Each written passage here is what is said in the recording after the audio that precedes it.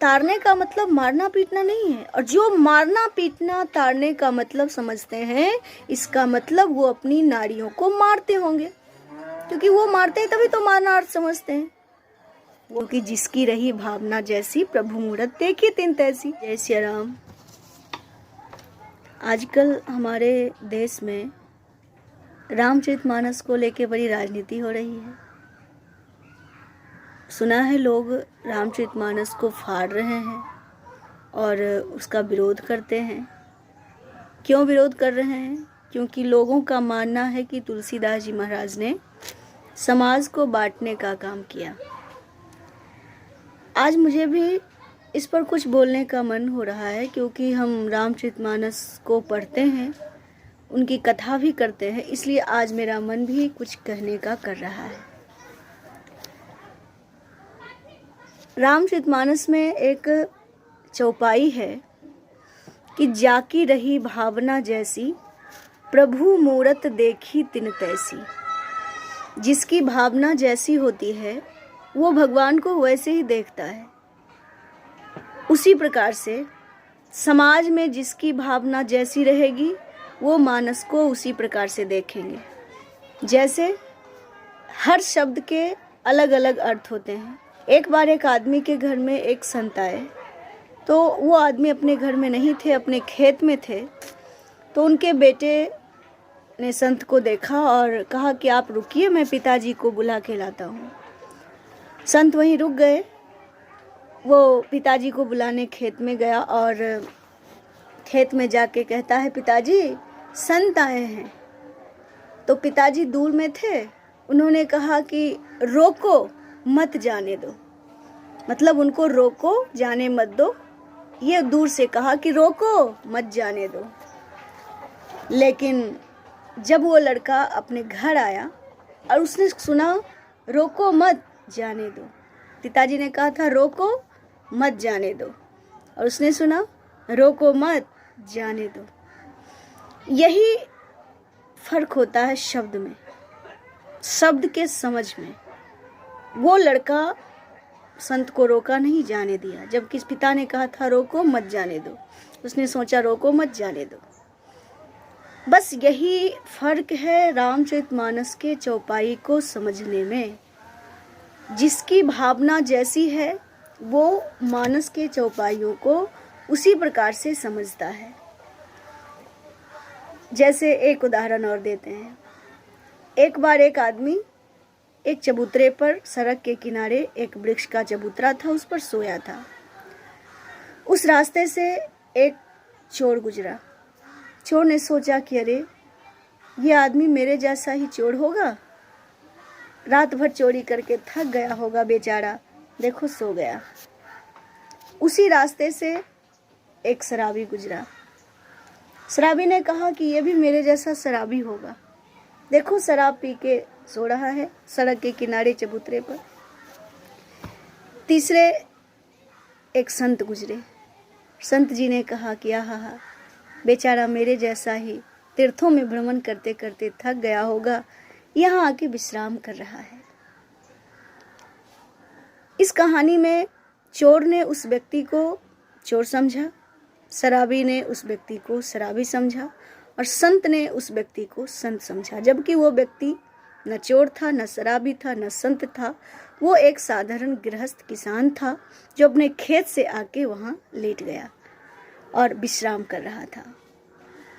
तो जिसकी भावना जैसी होती है, जिसकी नज़र जैसे होते हैं, वो समाज को, शास्त्र को उसी रूप में देखता है।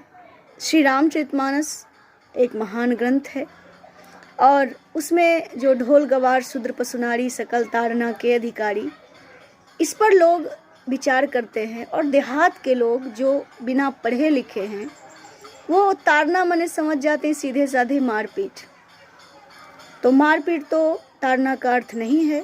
तारना के बहुत अर्थ हैं, जैसे कनक कनक से ते 100 गुनी मादकता अधिकाय, एक खाए बौराए नर एक पाए बौराए। जिस प्रकार से कनक का शब्द का अर्थ एक कनक माने सोना, एक कनक माने धतुरा होता है, उसी प्रकार से तारने का मतलब मारना पीटना नहीं होता है। तारने का मतलब होता है कल्याण कर देना। जैसे गांव में कहते हैं बेचारा तर गया, मतलब उसका कल्याण हो गया। आप अगर ऐसा करेंगे तो तर जाएंगे। भगवान का नाम लोगे तर जाओगे। तो क्या भगवान का नाम लेके मर जाओगे? नहीं, भगवान का नाम लोगे तो तुम्हारा कल्याण हो जाएगा। तो ये सब कल्याण के अधिकारी हैं, ये सब देखने के अधिकारी हैं, ये सब समझाने के अधिकारी हैं। तारने का अर्थ केवल एक नहीं होता है, अनेक होते हैं। ढोल को कोई बहुत जोर जोर से पीटेगा तो फट जाएगा कि बजेगा? वो फट जाएगा। ढोल को धीरे धीरे ठोका जाता है ताकि वो बजने लायक बने। गवार, कोई गवार व्यक्ति है, गवार मतलब मूर्ख, और गवार को कोई खूब लाठी मारे और कहे तुम बहुत विद्वान बन जाओ, किसी हालत में बनेगा? तो उसको कहेंगे कि अरे भाई पढ़ना ज़रूरी है, मूर्ख रहना अच्छी बात नहीं है, पढ़ो लिखो ज्ञान प्राप्त करो, महान बनो, आगे बढ़ो। स्वदेशे पूज्यते राजा विद्वान सर्वत्र पूज्यते। विद्वान बनोगे तो दुनिया पूजेगी, लोग सम्मान करेंगे, आदर करेंगे। जब प्यार से कहेंगे तो वो समझ जाएगा। वहाँ मतलब उसको समझा के ऐसा कर्म करिए कि उसका तरन हो जाए, मतलब वो भी तर जाए। शूद्र, अभी हमारे समाज में जो नीच जाति के लोग रहते हैं उनको लोग शूद्र कहते हैं। अनुसूचित जाति, अनुसूचित जनजाति आदि को शूद्र कहा जाता है। शास्त्र उनको शूद्र नहीं कहते हैं। रैदास जी चमार थे। आप किसी भी ग्रंथ में देखिए रैदास जी को शूद्र कहा गया है? रैदास जी भगवान के भक्त हैं, और श्रीहरि का भक्त कभी शूद्र हो सकता है? शूद्र वो है जो नीच आचरण करता है, जो पशुओं को मार के खा जाता है, जो गौ हत्या कर रहा है, जो जीवों को परेशान कर रहा है, लोगों को कष्ट दे रहा है, लोगों की निंदा कर रहा है, जो आचरण भ्रष्ट व्यक्ति है, उसको शास्त्रों ने शूद्र कहा है। और अभी के जाति व्यवस्था में, वर्ण व्यवस्था में, वो चाहे कोई भी हो, चाहे वो ब्राह्मण हो, चाहे क्षत्रिय हो, चाहे वैश्य हो, चाहे जिसको आप माने, उसका अगर गलत आचरण तो उसको शूद्र कहा जा सकता है। जिस प्रकार से कलयुग गाय और बैल को मार रहा है, तो सुखदेव भगवान ने उसको शूद्र कहा। कलयुग शूद्र के घर में जन्म लिया है कि उसका आचरण है शूद्र। कर्म से जाति का विभाजन होता है, न कि किसी घर में जन्म लेने से। इसलिए शास्त्र को गंभीरता से पढ़िए। और शूद्र, पशु, नारी, पशु माने बैल जानवर। पशु ऐसे आराम से नहीं सुनते हैं, तो लोग क्या करते हैं, कभी बैलगाड़ी चलाते देखा है? उसके पास एक छोटा सा डंडा होता है, वो ऐसे इशारा करता है, तो बैल इधर मुड़ता है, इधर मुड़ता है, कि उसको पीटने लगता है। इशारा करना, यहाँ तारने का मतलब इशारा करना बैल के सेंस में।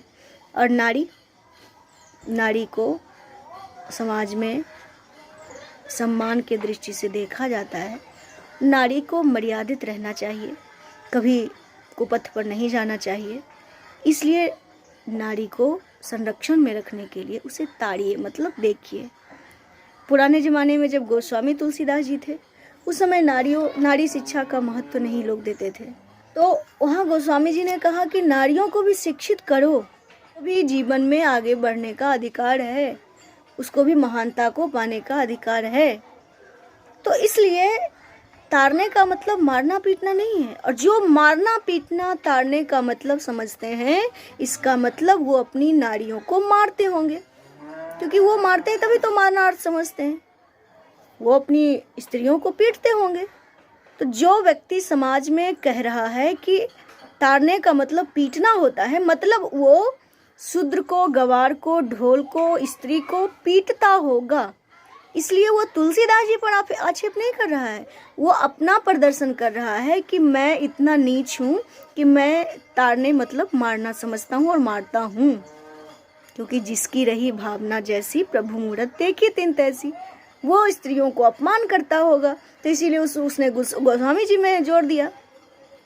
इसलिए आज के बाद अगर कोई व्यक्ति ये कहते हुए मिले कि स्त्रियों को ताड़ा जाता है, मतलब मारा जाता है, चाहे शूद्र को मारा जाता है, पीटा जाता है, समझ लेना वो नीच व्यक्ति है, जो अपनी स्त्री को मारता होगा, अपने समाज के शूद्र को पीटता होगा और अपने पशुओं को पीटता होगा। उससे नीच दुनिया में कोई नहीं होगा।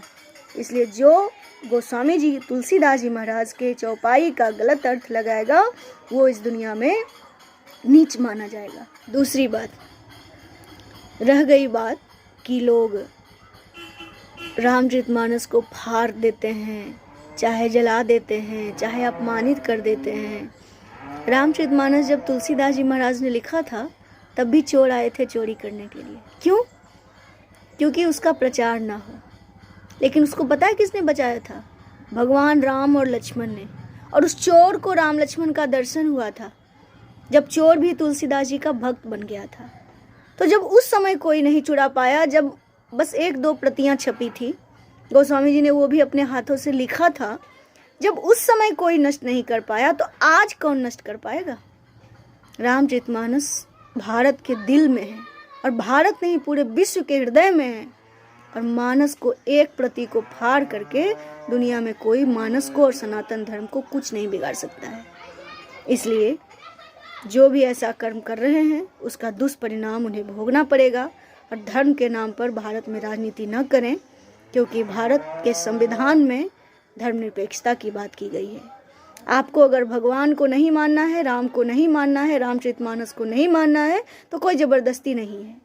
लेकिन रामचरितमानस एक महान ग्रंथ है जिस पर भारत की नींव टिकी है, जो रामायण का सार है। इसलिए संसार में मानस को कोई मिटा नहीं सकता है। और कितना मिटाओगे? 1-2 प्रति फाड़ोगे? छापने वाले बहुत बैठे हैं। ऐसा तो नहीं कि सबके मन से मानस जो याद है सब निकाल पाएंगे कोई भी नेता जो फाड़ रहा है मानस को। लोगों के मन में जो मानस है वो कोई नहीं निकाल पाएगा।